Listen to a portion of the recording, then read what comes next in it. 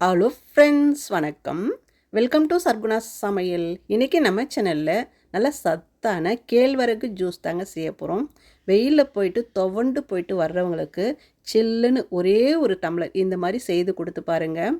இதை குடித்த உடனே தெம்பாகிடுவாங்க, புத்துணர்ச்சி பெற்றவங்க மாதிரி ஆகிடுவாங்க. அந்தளவுக்கு சத்தான பொருட்கள் சேர்த்து இந்த ஜூஸ் செய்திருக்கிறோம். எல்லாருமே விரும்பி குடிப்பாங்க. டேஸ்ட் பார்த்திங்கன்னா செம்மையாக இருக்கும். தினமும் ஒரு டம்ளர் குடித்தா போதும். உடம்புக்கு நல்ல தெம்பாகவும் இருக்கும், சத்தாகவும் இருக்கும், உடம்புக்கு நல்ல குளிர்ச்சியாகவும் இருக்கும். இப்போ இந்த ஜூஸ் எப்படி செய்யுதுன்னு பார்க்கலாமா? இதை பண்ணுறதுக்கு இந்த மாதிரி ஒரு பவுலில் 1 டேபிள் ஸ்பூன் சப்ஜா விதை சேர்த்துக்கலாம். இது உடம்புக்கு நல்ல குளிர்ச்சியை குடிக்கும். பச்சை தண்ணி ஊற்றி ஊற வச்சுக்கோங்க. இன்னொரு பவுலில் ஒரு 10 டேட்ஸ் சேர்த்துக்கலாம். கூடவே ஒரு 10 முந்திரி பருப்பு சேர்த்துக்கலாம்.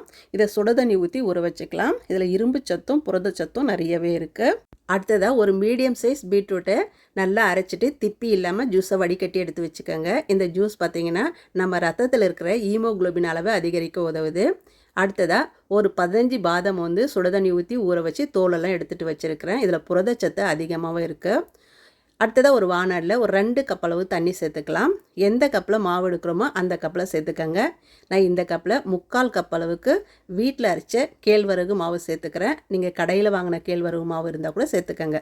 இப்போ நான் அடுப்பை பற்ற வைக்காமல் ஒரு விஸ்கோ கரண்டியோ வச்சுட்டு கொஞ்சம் கூட கட்டி இல்லாமல் இந்த மாதிரி கலந்து விட்டுக்கோங்க.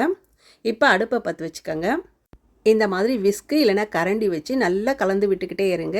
கொஞ்ச நேரத்தில் கெட்டிப்பட்டு வந்துடும். இந்த கேழ்வரகு மாவில் பார்த்திங்கன்னா கால்சியம் சத்து, இரும்பு சத்து, நார் சத்து நிறையவே இருக்கிறதுனால உடம்புக்கு ரொம்பவே நல்லதுங்க. பாருங்கள், கொஞ்ச நேரத்தில் நல்லா கெட்டிப்பட்டு வந்துடுச்சு. ஒரு 5 நிமிஷத்துலேயே நல்லா வெந்துடும். இப்போ இந்த டைமில் ஒரு 1/4 ஸ்பூன் உப்பு சேர்த்துக்கலாம். உப்பு சேர்த்துட்டு நல்லா கலந்து விட்டுட்டு அடுப்பை அணைச்சிட்டு நல்லா ஆற வச்சுடுங்க. நல்லா சில்லுன்னு ஆறட்டும். அதுக்குள்ளே இந்த மாதிரி ஒரு மிக்ஸி ஜார் எடுத்து வச்சுக்கோங்க. அதில் நாம் ஊற வச்சோம் இல்லைங்களா, டேட்ஸும் முந்திரி பருப்பும் அதை சேர்த்துக்கலாம். கூடவே பாதாம் பருப்பு ஊற வச்சோம் இல்லைங்களா, அதையும் சேர்த்துக்கலாம். சேர்த்துட்டு முதல்ல இதை நைஸாக அரைச்சி எடுத்துகிட்டு வந்துடலாங்க. இந்த அளவுக்கு நைஸாக அரைச்சி எடுத்துகிட்டு வந்துடுங்க. இப்போ இது கூடவே நம்ம காய்ச்சி ஆற வச்சோம் இல்லைங்களா கேழ்வரகு கஞ்சி, அதையும் இது கூட சேர்த்துக்கலாம். இந்த மாதிரி சேர்த்து ஜூஸை அரைச்சி குடிக்கும்போது பசங்க நல்லா குடிச்சிருவாங்க. களியோ கூழோ அடையோ செய்து கொடுக்கும்போது குழந்தைங்க சாப்பிட மாட்டாங்க. இந்த மாதிரி செய்து கொடுத்து பாருங்கள், நல்லா குடிச்சிருவாங்க. இதில் கேழ்வரகு சேர்த்துருக்குறோம் அப்படின்றதே அவங்களுக்கு தெரியாது. எல்லாத்தையும் சேர்த்துட்டு ஒரு 1/2 லிட்டர் பால் நல்லா காய்ச்சி ஆற வச்சுருக்கேன். அதில் தேவையான அளவு சேர்த்துக்கலாங்க. நிறைய பேர் பால் சேர்த்து செய்கிறது பிடிக்காது. அதுக்கு பதிலாக நீங்கள் தேங்காய் பால் கூட சேர்த்துக்கலாம். நாம் பீட்ரூட்டை அரைச்சி ஜூஸ் எடுத்து வச்சோம் இல்லைங்களா, அதை இதில் சேர்த்துக்கலாம். இது கலருக்காக மட்டும்தான் இதை சேர்த்துக்கிறோம். ஆனால் இது சேர்த்து கொடுக்கும்போது குழந்தைங்களுக்கு பீட்ரூட் சேர்த்துருக்குறோம் அப்படின்றதே தெரியாது. இது அம்மா ரோஸ் மில்க் போட்டுக்கிறாங்க அப்படின்னு நல்லா குடிச்சிருவாங்க. குழந்தைங்களுக்கு சத்து போய் சேர்ந்துடும். கூடவே நான் டேட்ஸ் சேர்த்துருக்கிறேன். கொஞ்சம் ஸ்வீட் பத்தலைன்றதுனால கற்கண்டு சேர்த்துக்கிறேன். நீங்கள் டேட்ஸே கூட சேர்த்து செய்துக்கலாம். அப்படி இல்லைன்னா நாட்டு சக்கரை கூட சேர்த்துக்கலாம். சர்க்கரையில் ஏலக்காய் போட்டு அரைச்சி வச்சுருப்பேன்.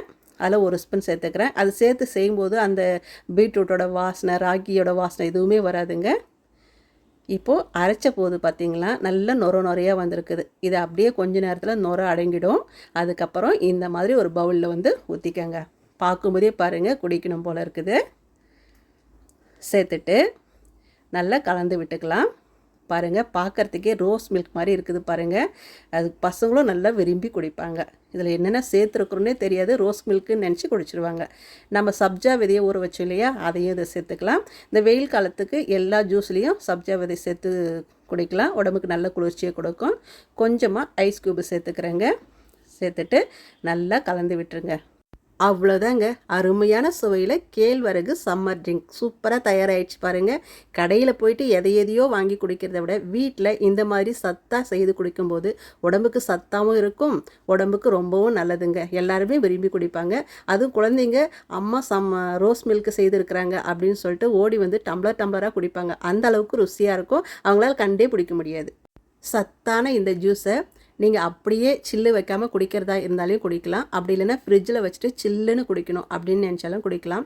இல்லை இந்த மாதிரி டம்ளரில் 2 ஐஸ் க்யூப் போட்டுட்டு ஊற்றிட்டு சில்லுன்னு குடிக்கணும் அப்படின்னு நினச்சினாலும் குடிக்கலாம்.